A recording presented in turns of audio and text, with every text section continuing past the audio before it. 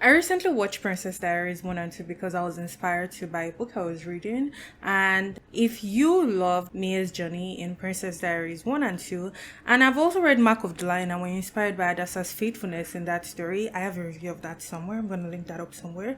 I just might have your next read. Imagine going to dinner with your mom one random evening and then you find out that you're literal royalty.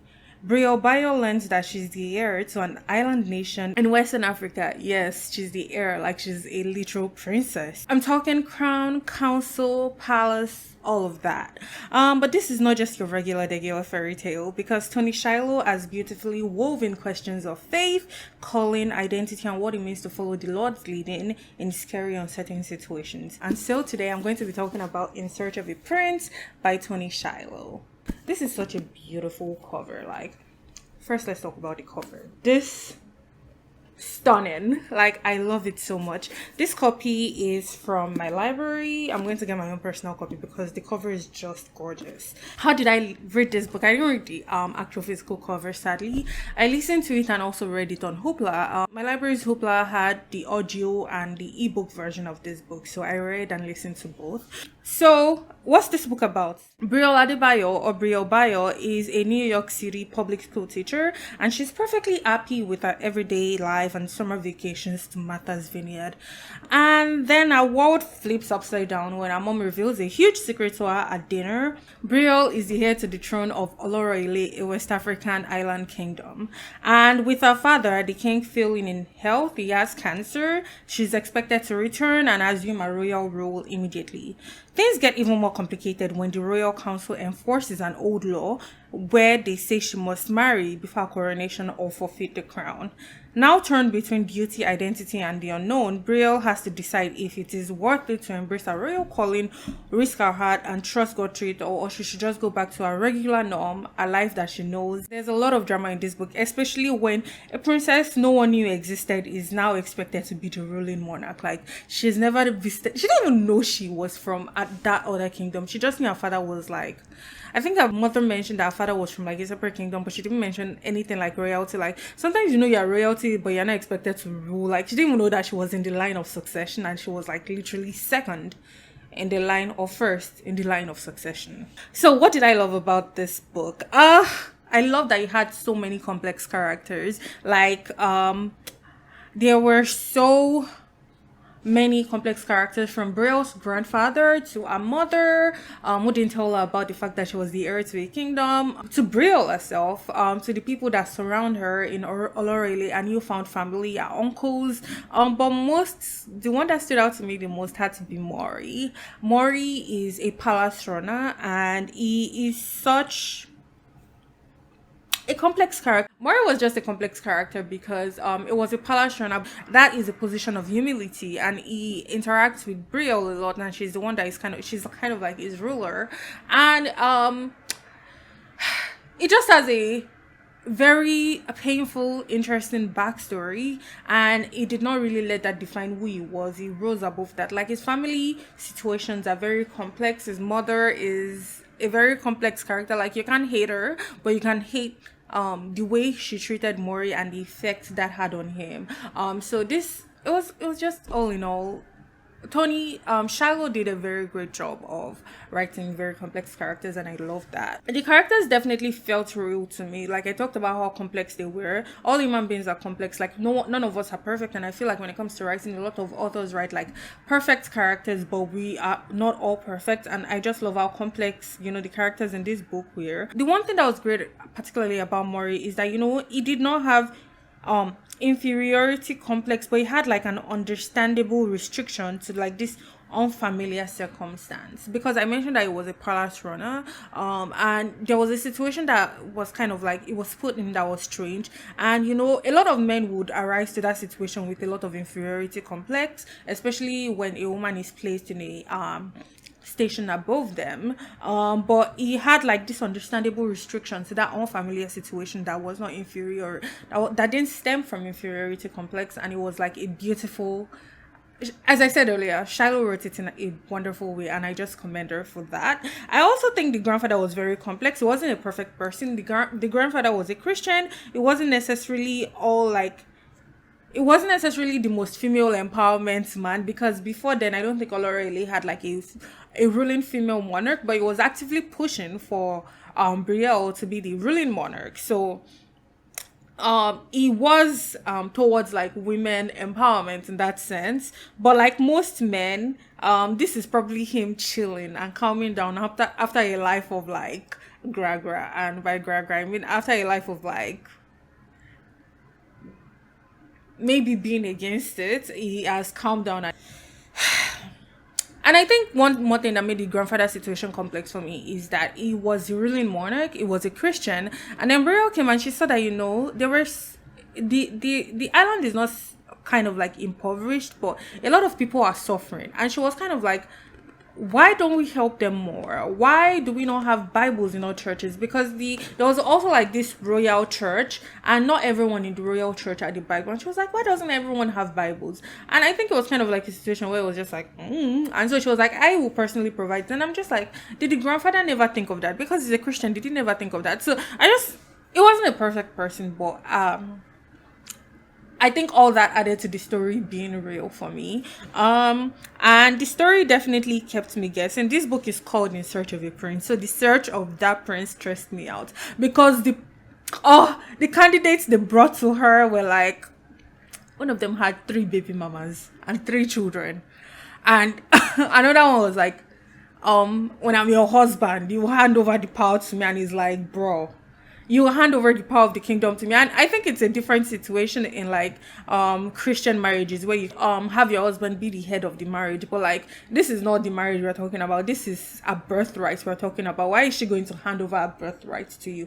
Of course she's going to listen to your counsel, and we do see in the end that, with who she chooses, it was very much a partnership between her and the person who she chose, with the person helping her and giving her counsel and wisdom in this outside situation. Like in their marriage, she allowed him be the head, and it's like these are 2 distinct situations. Like, who are you to assume that I am going to give you my birthright? Because like, who are you to assume, like, not even having me come and say, okay, the birthright, like it's just a crazy assumption. And it just reminds me of the audacity of some people. Like, it was crazy. Like, he expected her, actually, before like when they were still in the talking stage, he expected her to submit to him. And it's just like, bros, man, wait, we're still checking out things, and you're already behaving like this. What of when we actually marry?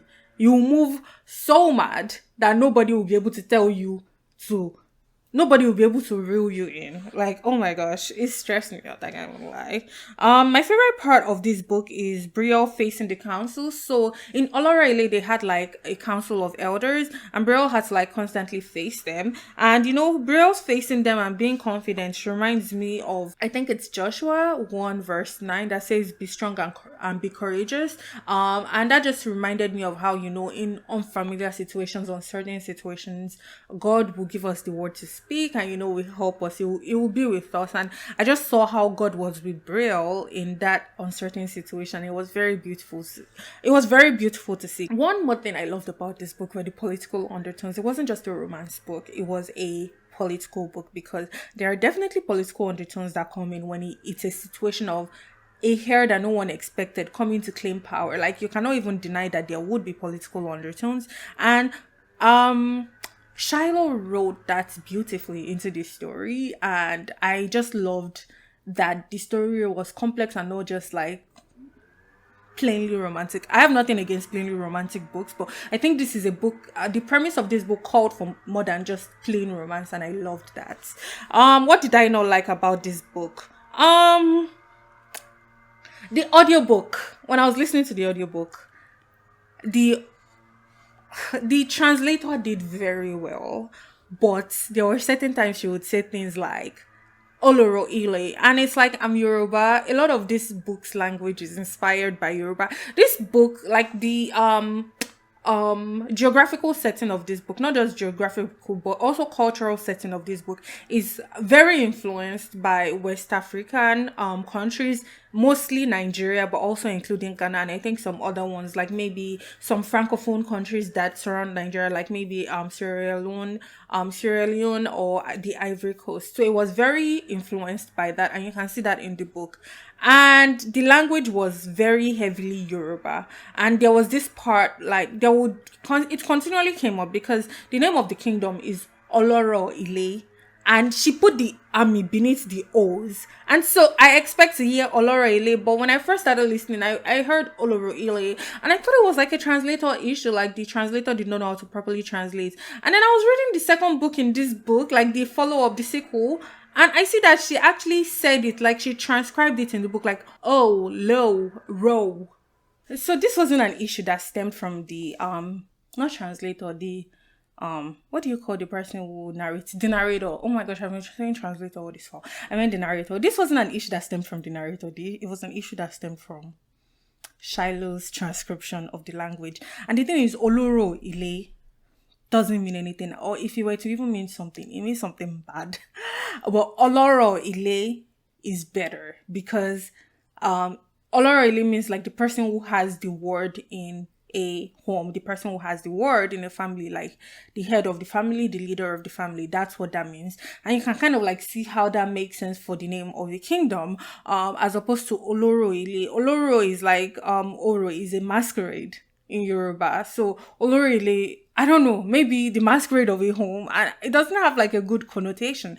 So aside that, everything else was well done. Like I really loved the narrator. I feel like she did well. Oh, but there was one time she wanted to say Sade and she said Shade, and I was just like, you're killing me. But it's all good. The narrator did such a great job in narrating. So it's just a small issue. It's not that big a deal. She did a great job. It was just small issues like this. Yeah, but the one other thing that jarred me in this book is the mention of Nollywood. Nollywood is Nigerian Hollywood. There was no mention of Nigeria before that. But then she said Nollywood. And I think she said Nigerian Hollywood. And I was just like, this was probably supposed to be edited. This is an editing mistake. Because this is an imaginary kingdom. There was no mention of Nigeria before this. So they probably wanted to say Hollywood? Ọlọrọ Ilé Wood? But, or maybe a different name, but it's just a small mistake I noted. Overall, my overall review is 5 stars. I loved this book. It was a great read. Very fairy tale-esque, rooted in Western African traditions and culture. Very close to my heart. And it was clean romance. Some people mentioned like, oh, when she was kissing, she was describing the feelings she had. And I'm just like, please. It's not that deep. Like, calm down. Like, that was one of the reviews I saw. And I was just like, girl, please, it's not that deep. Like, she gave it like 2 or 3 stars because of that, or even 1 star. She said before then it was like 4 stars for her, and then she gave him 1 star because, you know, when Brielle and her husband were kissing each other, she was describing the feelings she had inside her. It wasn't explicit language, but she was mentioning the fact that, you know, she felt warm on the inside of stuff like that, and she was just like, she didn't like that. And I'm just like, girl. Anywho, I would recommend this to like older teenagers up, like from like 17, 18 up, because it's a very clean read. Maybe just because of the issue that lady brought up on Goodreads, but I would totally recommend. So today I've come to the end of my review. In Search of a Prince by Toni. Shiloh, 5 stars, very great read. Awesome book, would totally recommend. So with that, thank you for staying to the end of this. If you've read this book before, let me know in the comment sections and let me know what you loved about it. If you loved it, and if you didn't like it, also let me know. And if you think you're going to be picking it up, let me know. I would love to hear that, you know, my review influenced you to pick it up. That's always exciting to hear. And don't forget to subscribe if you want to see my review of the sequel. I read the sequel already, and I will be having a review, and I'll be posting a review of that soon. So don't forget to subscribe and hit the notification bell so you can get notified when I do post the sequel. And I hope you have a wonderful rest of your day. Bye.